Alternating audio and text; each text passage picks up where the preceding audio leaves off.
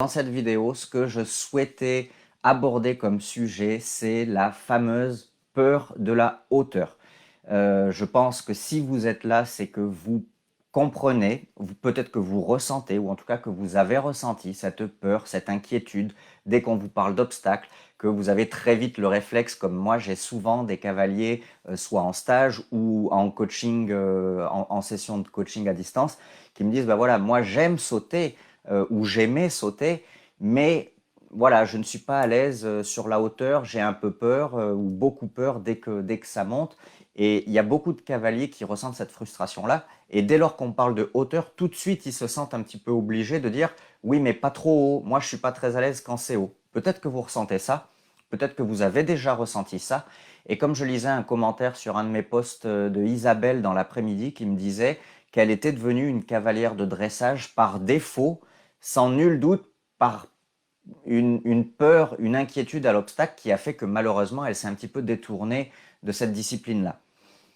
Moi, comme vous le savez peut-être, j'adore le saut d'obstacle, j'adore le travail sur le plat en vue du saut d'obstacle. Et comme un petit peu tout passionné, enfin je pense que je le suis, ça me fait toujours quelque chose. Moi je ressens une réelle tristesse, une réelle inquiétude comment dire. Donc, je vous disais, moi personnellement, je suis extrêmement frustré quand j'entends des cavaliers qui se sont détournés de ma discipline de prédilection par justement par peur, par inquiétude, parce qu'ils n'ont pas réussi à trouver comment passer ce cap-là, ils n'ont peut-être pas réussi à trouver comment être encadrés pour passer ce cap-là. Et donc, de ce fait, c'est quelque chose qui m'a un petit peu obligé à réfléchir à comment aider les cavaliers qui sont dans cette situation-là. Tout simplement parce qu'à un moment donné, bah, c'est quand même dommage d'arrêter quelque chose qu'on aime, parce que beaucoup, peut-être même d'entre vous, qui ressentaient cette peur-là, aimaient sauter. Et à un moment donné, il y a un petit peu que deux solutions. Soit ça passe, soit ça casse. Et comme moi, bien souvent, j'ai comment dire, l'occasion de le dire, en réalité, ça casse ou ça casse. Et malheureusement, tôt ou tard, les gens arrêtent parce qu'ils ne réussissent pas à trouver la bonne manière d'appréhender cette notion de peur par rapport à la hauteur. Alors ce soir, la première des choses que je voulais vous dire, avant de vous donner un petit peu le secret des cavaliers de très haut niveau, euh, vous dire qu'il n'y a rien de plus normal que d'avoir peur à l'obstacle et que d'avoir peur de sauter haut. En réalité, si on prend les choses de manière un petit peu en se retirant un petit peu pour prendre de la hauteur justement sur cette notion-là, en somme, il n'y a rien de moins naturel, il n'y a rien de moins humain que pour un être humain de monter sur un cheval pour aller sauter des obstacles. Et je m'imagine toujours, un petit peu en plaisantant, en disant, imaginez les deux premiers, ou le premier cavalier, le premier homme qui s'est dit, tiens, je vais sauter des obstacles. Donc moi, j'imagine en fait deux hommes plus ou moins préhistoriques, assis sur un rocher, un peu comme ça, et puis un des deux qui dit, oh attends, j'ai une super idée. Tiens, tu vois les animaux là-bas, d'habitude on leur court après pour les attraper, pour les manger. Eh ben écoute, je te propose qu'on monte dessus, on va partir à fond la caisse, et en plus on va sauter des troncs d'arbres, des rochers ou je ne sais quoi. Évidemment, à l'époque, ils n'avaient pas encore de barres de couleurs, de spas, d'oxer, de machin. Mais sincèrement, il faut un petit peu en avoir ou pas en avoir dans le ciboulot pour tenter un truc pareil. Tout ça pour vous dire que c'est quelque chose qui est normal et qui est humain. On n'est naturellement pas fait pour monter à cheval et du coup encore moins pour sauter. Alors le pire dans l'histoire, c'est que physiquement, les chevaux ne sont même pas non plus, eux, faits pour nous porter. Du fait qu'une des parties la plus fragile de leur anatomie, c'est leur dos et nous, on est assis dessus. Enfin, ça c'était pour la petite parenthèse. Donc, si vous avez le sentiment d'être dans une situation, dans une passe où vous vous inquiétez à l'obstacle et où vous avez peur de sauter haut, plus haut que d'habitude, il n'y a rien de plus normal. C'est tout simplement une étape dans votre progression, dans votre vie de cavalier, de jeune cavalier, alors pas forcément jeune en termes d'âge, mais jeune en termes de palier, tout simplement. Au tout début, bah, passer une barre au sol, ça fait peur. Et puis un jour, ça devient une habitude. On n'a pas vraiment confiance, mais on n'a plus peur. Et puis un jour, ça devient naturel. Et à partir du moment où ça devient naturel et presque un petit peu lassant de passer qu'une barre au sol, on commence à gagner confiance. Et à ce titre-là, je m'étais dit que j'allais vous raconter une anecdote personnelle de la toute première fois où j'ai passé un obstacle. Alors vous imaginez, il y a quelques années, on montait encore avec les casques, vous savez, c'était les bombes d'équitation un peu en velours sur le dessus et juste avec un petit élastique. J'avais mes bottes d'équitation Décathlon en caoutchouc, celles où à la fin de la journée les chaussettes étaient trempées. Les pantalons d'équitation, vous savez, c'était un genre de velours avec des genres de rayures. Pareil, après avoir monté un ou deux chevaux au centre équestre, on avait les genres de rayures qui étaient dessinées sur le cucu. Enfin voilà, vous imaginez vraiment la scène, je vous parle de ça il y a... ouais, je devais avoir 14 ans, donc il y a un petit moment maintenant. Il y a un petit moment maintenant. Et donc, j'étais peut-être au galop 3-4 et arrive la première leçon de saut d'obstacle. Donc c'était encore une époque où les leçons d'équitation, on était beaucoup à la queue leu, on faisait demi-vol, demi-volte renversé, les diagonales, garde tes distances entre les chevaux, moi il n'y avait pas de poney, le trot assis, le trot sans étrier, le trot enlevé, tu es sur le bon diagonal, tu ne l'es pas et on était content d'être sur le bon diagonal, on avait l'impression d'avoir fait un exploit équestre. Et donc un jour arrive la fameuse première leçon d'obstacle. Donc tout simplement, la monitrice avait mis au niveau de la piste, donc sur la piste, une barre, on va dire en E, sur la longueur, au milieu de la longueur de la piste. Comme on passait toujours au même endroit sur la piste, bah forcément, la piste savait creuser un petit sillon. Et du coup, la barre posée au sol avec le petit sillon, ça devait faire peut-être un saut de 10-15 cm, grand max. Et donc, on devait, les uns après les autres, arrêter notre cheval en A, puis, quand c'était notre tour, partir au trot et laisser le cheval trotter pour rejoindre tout le monde en C. Et donc, passer cette fameuse petite barre au sol. Moi, je me rappelle, je devais être sur un cheval que j'aimais beaucoup à l'époque, qui s'appelait Éole, un grand cheval alezan, un peu gros, un peu fort. Donc on part au trot, et puis peut-être à deux trois foulées de la barre au sol, il part au galop parce qu'il voulait rattraper les autres. Moi, pris de panique, j'ai fermé les yeux et je me suis accroché à la crinière. Et je vous garantis, si jamais ma maman regarde le live, elle pourra vous témoigner que j'ai rouvert les yeux, j'étais sorti de la carrière, derrière les cyprès qui se trouvaient à peut-être 10 mètres plus loin que la carrière. C'est-à-dire que le cheval, il a sauté, il a passé la barre au sol, il est parti au galop, sans doute, il a sauté la lisse de la carrière, il y avait un passager clandestin, donc je ne sais pas trop pourquoi il a fait ça, mais en tout cas, il a fait ça, et je me suis retrouvé derrière les cyprès. Quand j'ai rouvert les yeux et que je me suis rendu compte de la situation, la peur de ma vie, et j'ai dit c'est terminé, je ne veux plus jamais sauter, c'est fini pour moi, et ainsi de suite. Heureusement que mon monitrice m'a mis en confiance, elle m'a donné un autre cheval, et tout s'est bien passé à nouveau. Et aujourd'hui, voilà, je suis un cavalier qui aime le saut d'obstacle. Tout ça pour vous dire que c'est normal, c'est naturel d'avoir peur, et qu'est-ce qui fait finalement l'énorme différence entre un cavalier qui a peur et un cavalier qui n'a pas peur? Eh ben, c'est la multiplication d'expériences, de situations positives où à un moment donné, on se dit non, mais en fait, ça, je le gère, donc il n'y a pas de raison d'avoir peur. Et de ce fait, sauter telle hauteur devient une habitude, alors qu'il y a encore quelque temps, c'était une inquiétude. Et puisque ça devient une habitude, ben, à un moment donné, ça devient presque un petit peu lassant. Ah, on saute encore que 50 cm. Et au moment où ça devient lassant, on commence à gagner en confiance. Donc voilà déjà un petit peu quelques pistes de réflexion pour vous aider à banaliser et à dédramatiser cette inquiétude. Et en fin de notre rendez-vous, je vous expliquerai pourquoi malheureusement on a trop souvent des cavaliers qui n'arrivent pas à ce stade-là de la confiance. Mais aujourd'hui, je voulais vraiment vous donner, vous expliquer comment font et ce que ressentent les cavaliers de très haut niveau par rapport à des obstacles énormes. Et bien tout simplement, eux aussi, ils ont peur de la hauteur. Il n'y a pas de... Ce sont des êtres humains, comme vous, comme moi, comme nous tous. Eux aussi, ils ont peur de la hauteur. Mais pourquoi, vous allez me dire, ils ont peur de la hauteur et eux sont capables de sauter 1,60 m? Tout simplement parce que la hauteur qui leur fait peur, eux, n'est pas la même que la hauteur qui me fait peur moi, n'est pas la même qui vous fait peur à vous, n'est peut-être pas la même qui fait peur aux cavaliers qui montent avec vous en cours.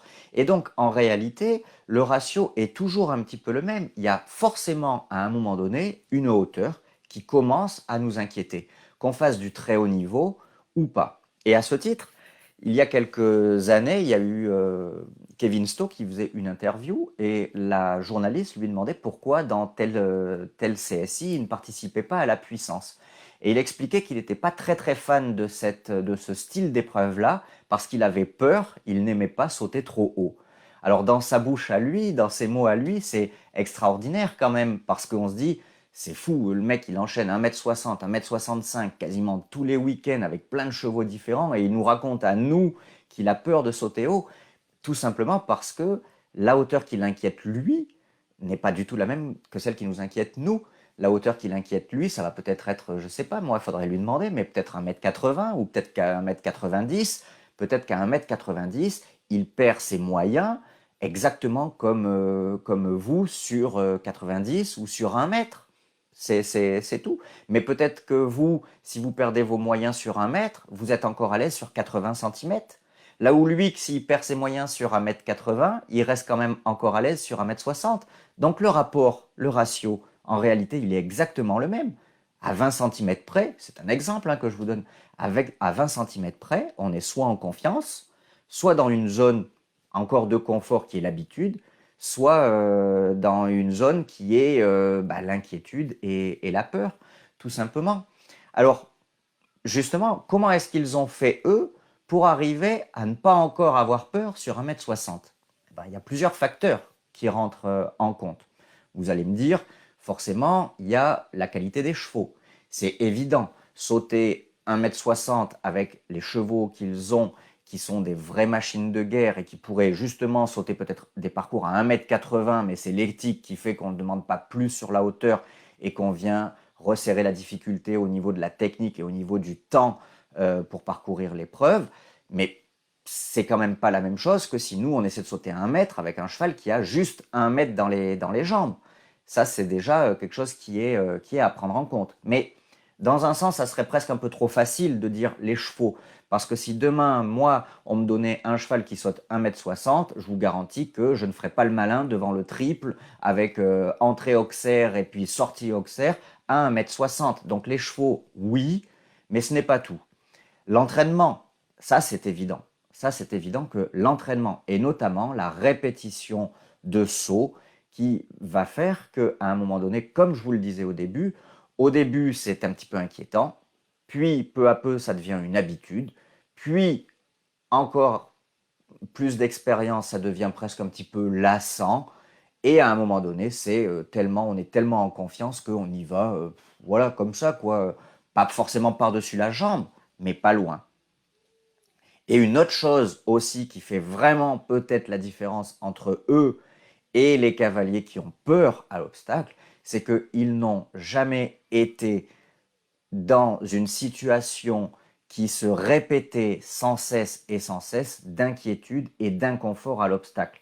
Je suis convaincu qu'un cavalier comme Kevin, une cavalière comme Pénélope, si au moment où elle était très à l'aise sur 1 m, elle n'avait pas eu l'entraînement, l'expérience, les chevaux et qu'on lui avait pas laissé le temps, alors elle était peut-être très jeune à ce moment-là, laissé le temps de prendre confiance en elle avant de passer le cap de 1,10 m et que du coup elle abordait ces obstacles à 1,10 m avec la peur au ventre, avec des taxis, des georgettes et des chutes, elle n'en serait pas à ce niveau-là.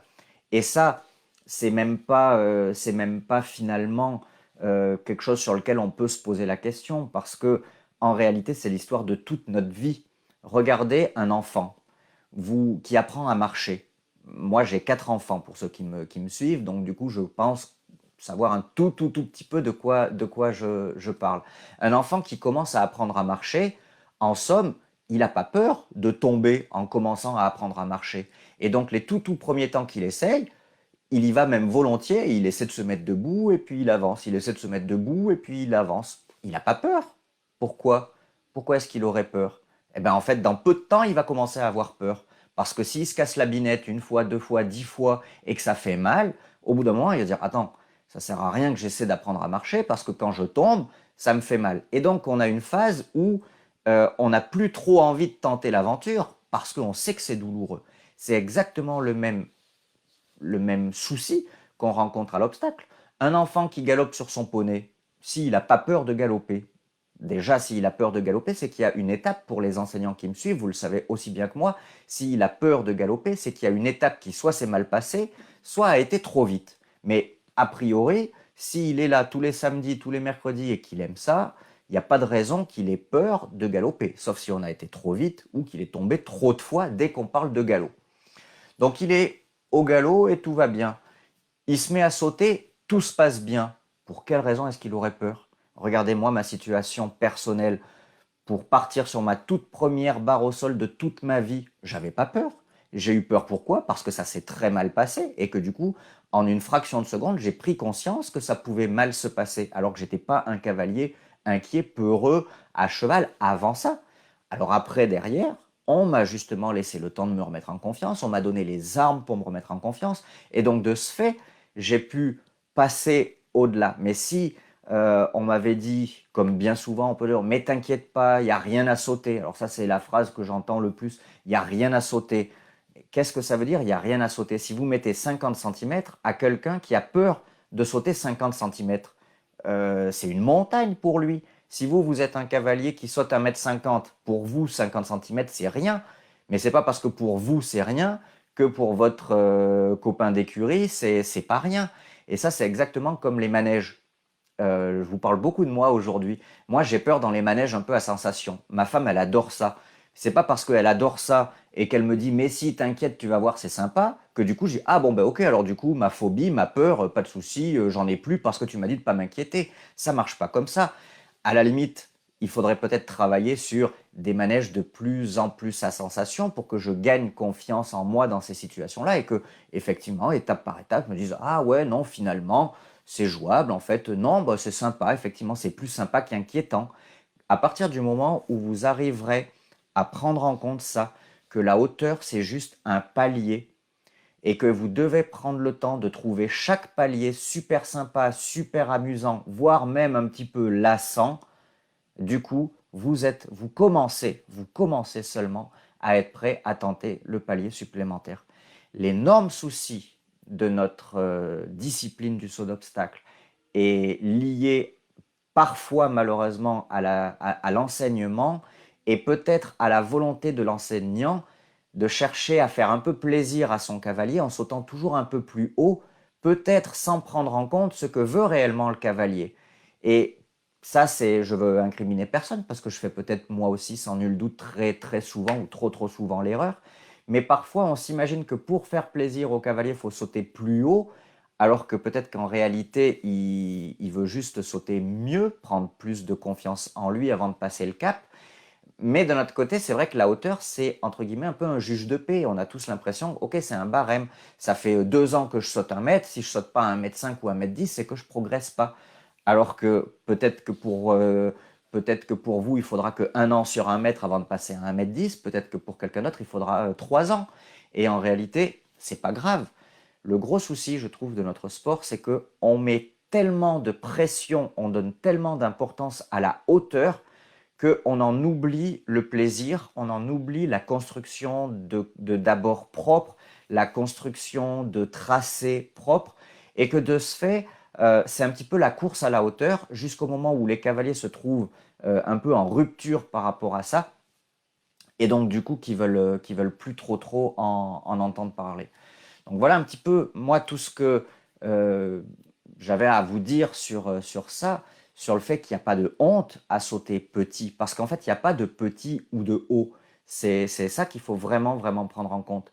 Et bien souvent, j'ai des cavaliers qui me contactent en me disant, ben voilà, moi je suis frustré, je suis un peu embêté parce que ça fait 1 an que j'ai mon nouveau cheval avec lequel je saute 1 mètre et j'ai du mal à passer le cap pour sauter 1,10 m, alors qu'avant, avec mon ancien cheval, je sautais 1,20 m parfaitement. Mais oui, mais avec votre ancien cheval, vous sautez 1,20 m parfaitement. Moi qui ai la chance, ou qui avait la chance d'avoir plusieurs chevaux, quand vous avez le 4 ans, vous sautez pas la même hauteur que Unisio, le cheval de Grand Prix, tout simplement parce que le 4 ans, il n'est pas prêt, mais il ne faut pas être frustré de ne pas sauter plus haut, que le couple n'en est capable à un instant T. Et en réalité, on donne peut-être trop d'importance à la hauteur par rapport à une autre situation qui est finalement incomparable. Que vous sautiez 1 mètre alors que le copain d'écurie est super à l'aise sur 1,20 m, bah, c'est génial pour lui. Mais ça ne doit pas être frustrant pour vous. Parce que pourquoi est-ce qu'il saute pas 1,40 m à ce compte-là, ce cavalier-là? Ah bah oui, mais il n'est pas prêt, son cheval, il n'a pas les moyens. Bah, peut-être que vous êtes exactement dans la même situation.